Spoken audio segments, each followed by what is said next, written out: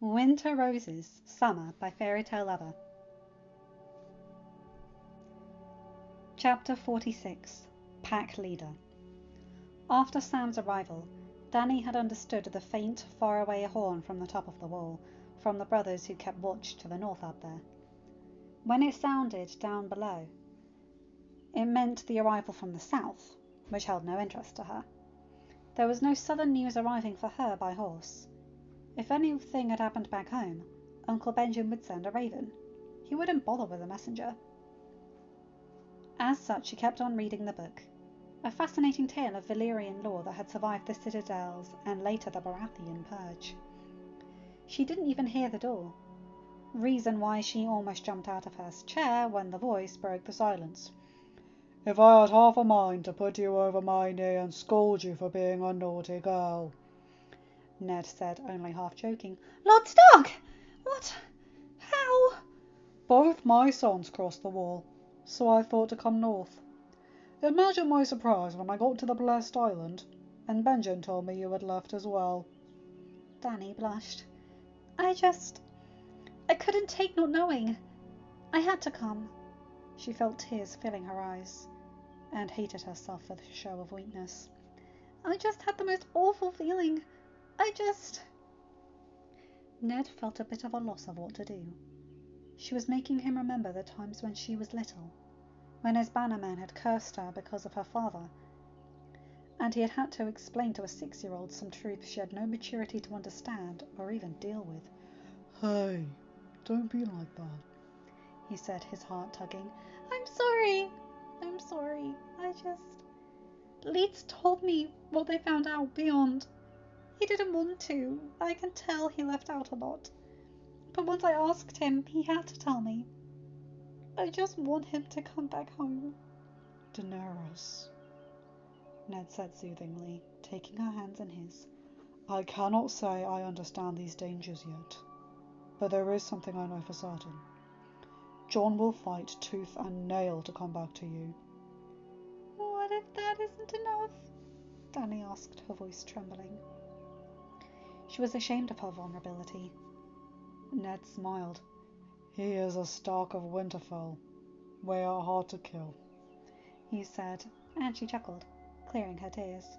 "Besides," Ned thought, "Targaryens survived the Doom and a bloody rebellion intent on exterminating them. Survival is in his blood." Ned was pacing the room, exuding anxiety, while Benjen was stoically sitting in a chair. "White Walkers?" the Hand of the King asked. "Yes, Lord Stark," Sam said. "They're real?" "Yes, Lord Stark." "And Jon has fought them?" "Well, as far as I know, Jon only fought one of—" Sam shrunk under Ned's glare, who was clearly displeased with the little joke. He cleared his throat. I mean, yes, Lord Stark." "And what in the name of the old gods and the new made those two knuckleheads I have for sons cross the wall?" Sam fidgeted in his chair. "After the attack on the Lord Commander, Jon realized that the others were real, that it wasn't simply a nursery story. So he deduced that the wildlings were the first line of defense, but they were not armed or equipped to deal with the threat. They were going to keep trying to cross south, and they have more men. They have giants and mammoths, and the Watch wasn't going to be able to hold them all back if they really wanted to pass. So Jon thought that the only way to ensure the Watch's safety, and to make sure that the wildlings were fighting on our side instead of as whites for the White Walkers, was to negotiate their crossing." "Where was Adam in all of this?" Benjen asked over Ned's furious scoff. "I doubt he was happy about this madness." "Oh, no," Sam answered. No, Adam was furious. Come to think of it, I don't think I've ever seen him this furious. Not even when the assassins attacked. He tried to argue, but Jon and Robb were not listening. Then he tried to hold them back. No one could really stop Jon, so Adam tried saying that Robb was here only as acting Lord Stark, and that he would need your permission, my lord. But not even that worked. Adam stormed right out of the room, he did, cursing impulsiveness and recklessness." "Impulsive and reckless. He's right," Ned muttered furiously. He is just like his mother, too inconsequential. Big brother! Benjen called, taking Ned out of his slip. Luckily, Sam didn't understand the barely audible words. What were the wildlings really going to attack? Sam shrugged. There really is no telling, but I believe that, from what we saw out there, John and Rob's plan, mad and dangerous as it is the only way to protect both the Watch and make sure the... Oh, how did he say it? Oh, right, that was odd, because we never thought that someone had even thought about it before, but then... Oh! Sam flushed, realizing what he was saying, and flushed bright red. Doesn't matter. It's just... Yes, Lord Stark, the wildlings really were going to attack. What were you saying? Ned asked, frowning. Nothing. I was just... nothing. Sam, you're an awful liar, Benjen said. It really makes no difference, the younger man muttered. I would still like to hear it, Ned insisted. Redder than he had ever been in his life. Sam wanted to punch himself having talked this much. Adam said that. I'm sorry, it was insensitive of me too.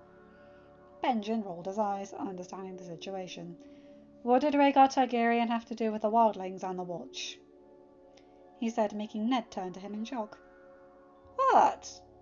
Sam looked down, still thoroughly embarrassed. Adam said that Prince Rhaegar was aware that the White Walkers were still real, and that they were going to come south in the near future. Well, it was almost 20 years ago, but really... Anyway, he said that Prince Rhaegar had some kind of plan regarding the wildlings. We don't know what. Adam didn't say, if he even knows. But that's what... John's plan is our best bet. With the wildlings south of the wall, they are the army the Watch needs to beat back the White Walkers before they breach the wall and have the chance to bring back the Long Night. Ned exhaled heavily. 20 years ago. And Rhaegar was already seeing a threat no one else considered even possible. Looking for allies and plotting a defense strategy before we even knew there was a force to attack. He couldn't put his plans into action, but through life's odd coincidences, his son comes to give life to his work. Then he stopped his pacing, a darker thought crossing his mind. How did Rhaegar know about this? Why had he never... Well, he couldn't act on it because his father was the king. People whispered about Harrenhal being a cover for a plot. Was... He stopped himself short. No. It was impossible. Wasn't it? It seemed it was time to ask his wife a question he'd never thought about before. It took a great effort from Daenerys and Maester Aemon, supported by Sam, Leeds and Jory, to convince Ned and Benjen to wait at least a few more days in Castle Black. The danger of the trip notwithstanding, since John and Rob had no idea their father had even left King's Landing, let alone trekking through snow to find them, there was a chance they would miss each other on the way. It proved to be the right choice on the next morning, when Ghost suddenly appeared in the castle. Dany woke up with a start, jumping back on the narrow bed. Ghost! You scared me! How did you... She cut herself off. It was Ghost, undeniably, and he was looking at her with a curious face. But his eyes weren't their usual red. They were grey. Her mouth fell open slightly, and she frowned. John, are you walking? The direwolf looked around the room, checking their surroundings. Dany reached for his snout, turning it to face her. Hey, are you still far? Are you safe? Sam is here. Leeds brought him, Gilly, and her baby safely. He stepped forward, joining their foreheads until all Dany could see were grey eyes. I miss you, and I'm worried sick. Don't think you'll escape a very heated argument about stupidity. The wolf puffed and Dany slapped his shoulder. Don't act like that. Are you far? The direwolf shook his head, then nosed her hand, licking her third finger. She frowned for a moment, but then understood. 3 days? You're 3 days away? Sitting back on his haunches, John/Ghost nodded. Dany began to smile, but then there was a knock on the door. Who is it? She called. It's me. Ned's voice came muffled by the word. I would like a word. Danny laughed at Ghost/John's look of shock and panic. She stood up and reached for her robe. Come in. Ned did and blushed. Oh, I'm sorry. I thought... Ghost? How did you... John is walking, Danny said. He'll hear your scolding loud and clear.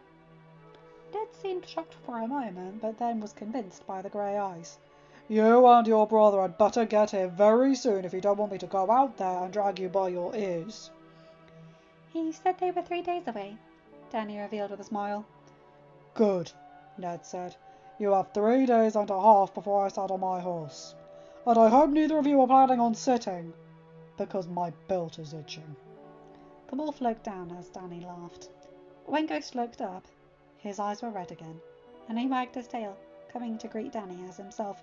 Fuck, fuck, fuck, fuck, fuck, John cursed, coming back to himself in the camp. A strong headache was developing in the back of his head, but he was used to that when he made too big an effort to walk into Ghost.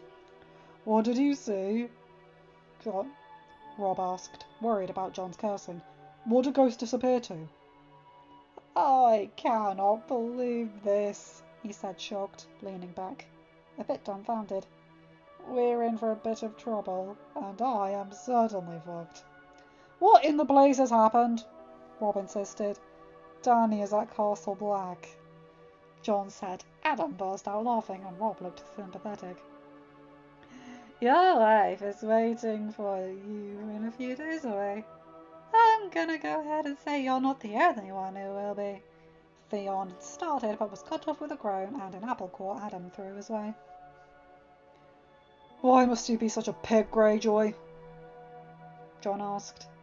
Don't disrespect your lady mother by making it look like she never taught you manners. Adam said seriously. And the next time you disrespect any woman in front of me, I will challenge you. Theon closed his mouth, his ever-present smile vanishing. He looked at Adam's borrowed sword as if recognizing a threat. Though he was completely unaware of his true identity, they had fought Whites enough times for the Ironborn to be quite certain he'd wish for a few things less than he wished to cross his sword with the knight. I think we should let him say that to Lady Starling's face, Rob said. Pretty sure if she were in a good mood she would give him a very good slapping. God knows what she would do in a bad mood. Oh, I can think of a few things, Adam said. I've been teaching her how to handle a blade. I'm pretty sure the Greyjoy line would end right there. Theon paled and looked down, his demeanour properly abashed. The people around the campfire laughed, and John smiled proudly. His lady wife certainly had enough fire. What else happened? Rob asked, giving his bowl to Patrick, who passed collecting the empty remains of their simple breakfast. You said we were in for a bit of trouble. Aye, John said with a sigh. Father is there as well. Rob widened his eyes, and Adam burst out laughing again. There was a threat involving dragging us by our ears and his itching belt, John muttered quietly. Wonderful, Adam said. His reaction would have been quite muted in a letter or a raven. Now it should be something to appreciate. Aye, Rob muttered back to his brother. We are fucked. I had no idea a person could hold a wargame for this long beyond a barrier like the wall, Oral said, visibly impressed. You mean the hand of the Southern King is in Castle Black? Val asked. Aye, John said, rubbing the back of his head. He looked up when Oral gave him a bundle, snow wrapped in a cloth. You made too big an effort if you walked across the wall. I bet your head is banging, the Free Folk Walk said. I've had worse, John said with a nod to Tormund, but thanking the man all the same. The headache persisted, but was greatly muted. Sorry, lordling, the redhead said with laughter in his voice. Didn't know we were fighting on the same side. John chuckled good-naturedly. I'd have thought it was obvious. We're all still breathing, aren't we? Oral, send a message to Mance. Oral, send a message to Mance. Val cut through the boisterous laughter born in the growing camaraderie. I'm sure he'll want to talk with Eddard Stark himself. The man rolled his eyes, but obeyed anyway, his eagle flying north as the rest of them finished up raising the camp. John couldn't help but feel great. Dany was sure to be furious, and they would most certainly have a huge fight. But she was at Castle Black. he would see her at least one moon earlier than he expected. Besides, as furious as his father was, seeing him was always a pleasure. Ned went into the library, unsure of what to expect. Daenerys had told him that her great-great-uncle, Maester Aemon, wished to speak to him, and, though they had talked on the day before, the Lord of Winterfell was a bit anxious. Was the man angry because of his role in the rebellion? Furious about what he had allowed in regards to his great-great-niece's marriage? "Maester?" he called. The man came in from an aisle not far away, not seeming the least bit slowed down by his blindness while navigating this cluttered small library. "This is a new voice. You must forgive a blind man, Lord Stark, as I presume my niece passed along my wish to speak." "Aye, Maester, she did." "Good, good. Let us sit, my lord. I have something to say," Aemon said, gesturing towards the chairs by the fire. Ned felt his anxiety grow a bit.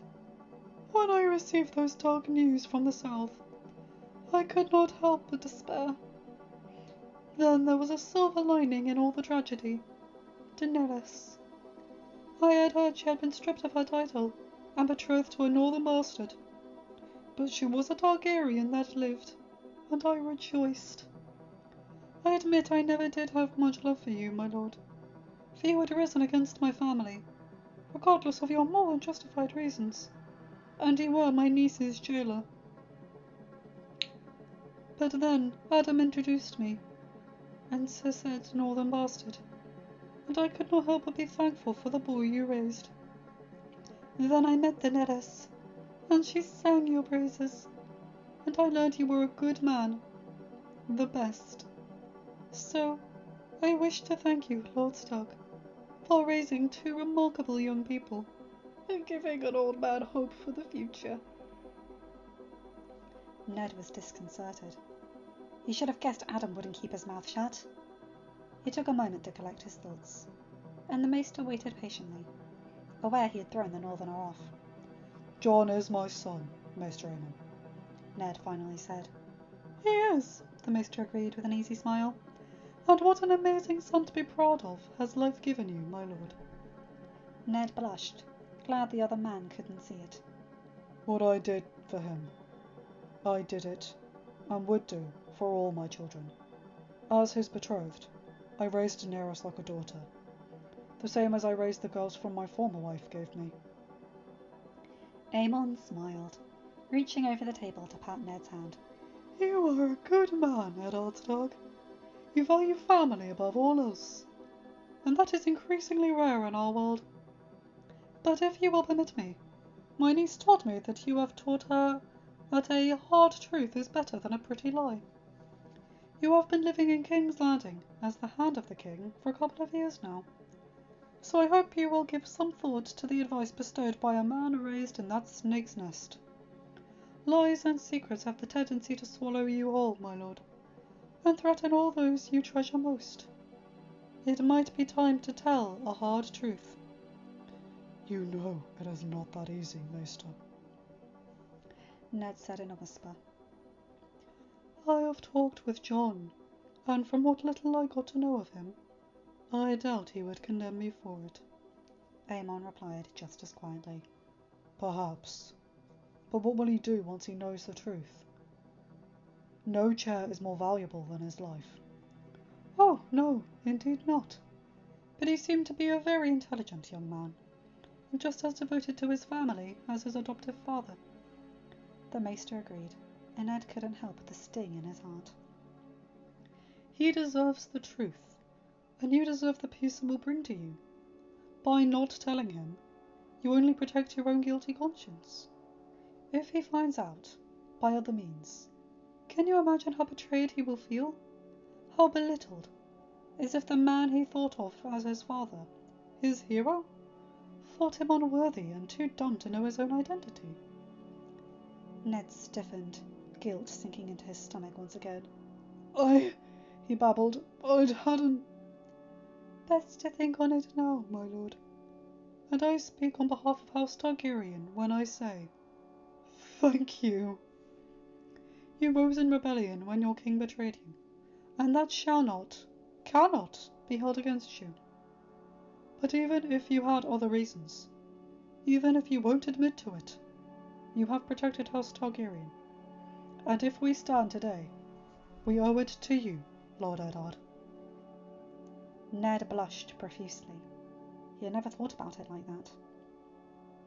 Ned kicked a piece of gravel away, watching as it kicked once, twice, 3 times, before vanishing over the side of the wall. The wind was howling in their ears as they walked away from the elevator, where the brothers were keeping watch. Jory had stopped a few steps away to keep guard and make sure no one would follow them to eavesdrop, though the roaring wind was great to cover their words. Finally, Benjen lost his patience.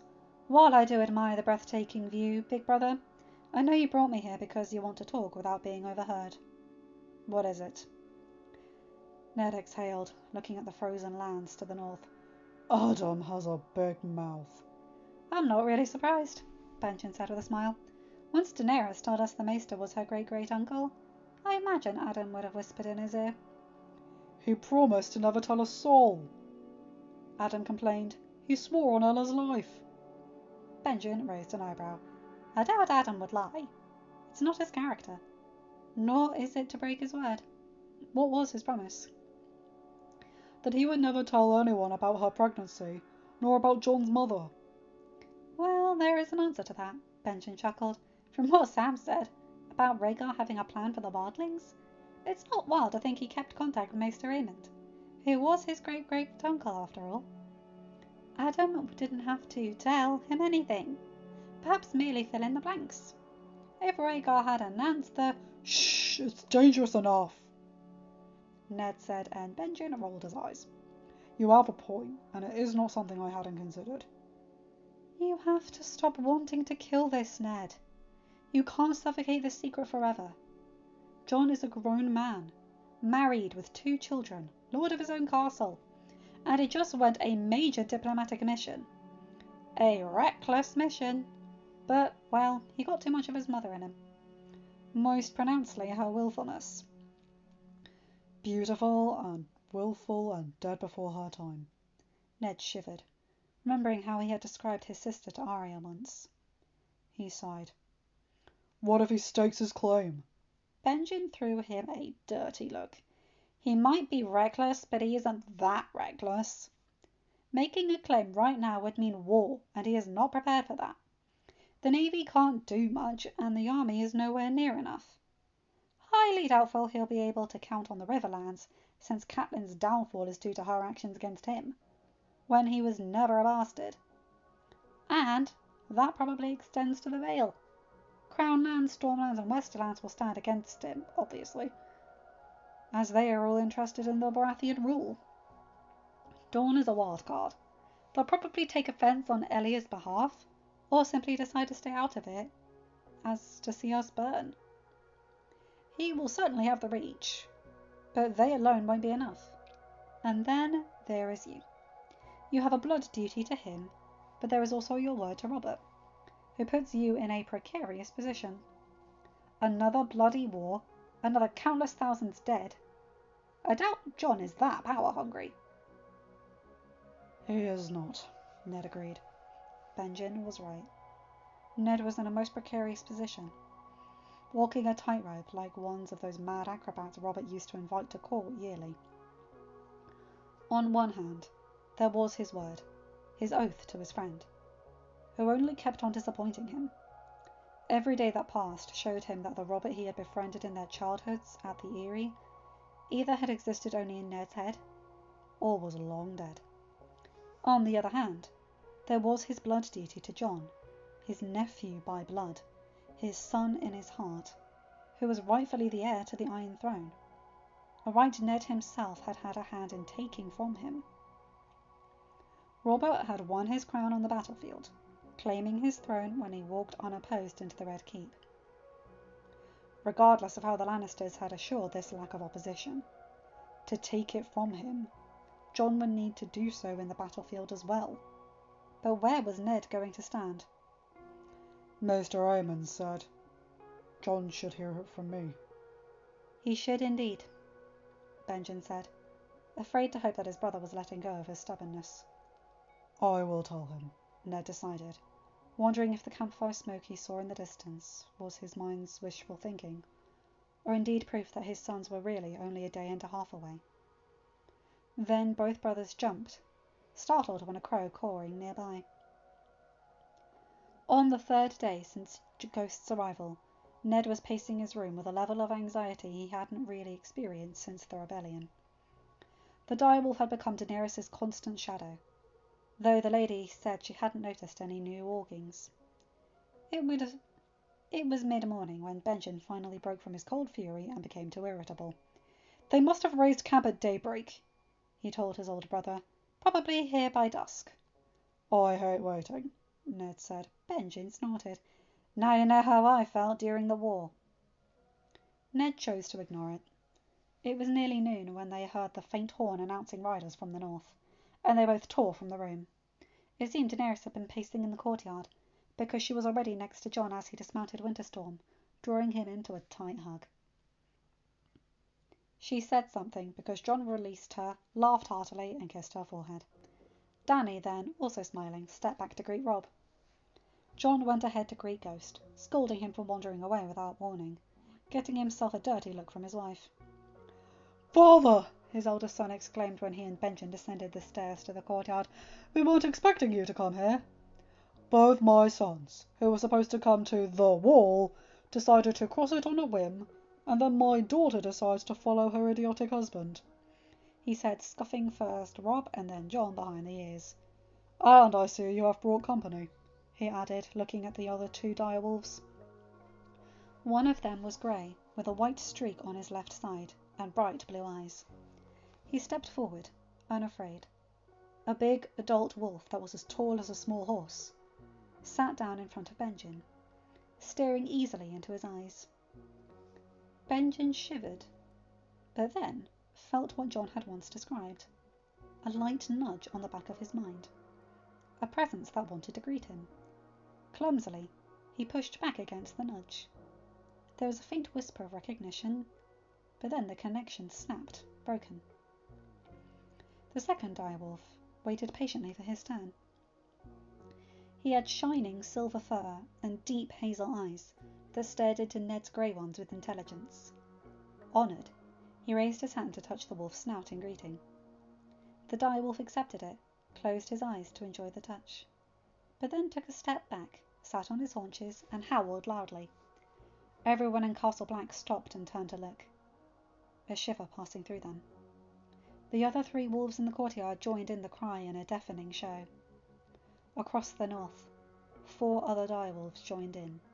End of chapter. Hi guys, hope you enjoyed that one. I really like that one. Of course, that bit with the bit that made Adam laugh, Jon's reaction to Ned being at the wall. I couldn't tell if Benjen did bond with the first wolf or not, and I think Ned definitely did for the second one. Anyway, yeah, you guys know the drill. Like, comment, and subscribe, and hit that bell to get notified whenever I upload a new video. Have a good day, night, or whatever time zone you're in. Bye, my guys, gals, and non-binary pals. I'll see you in another video. Take care.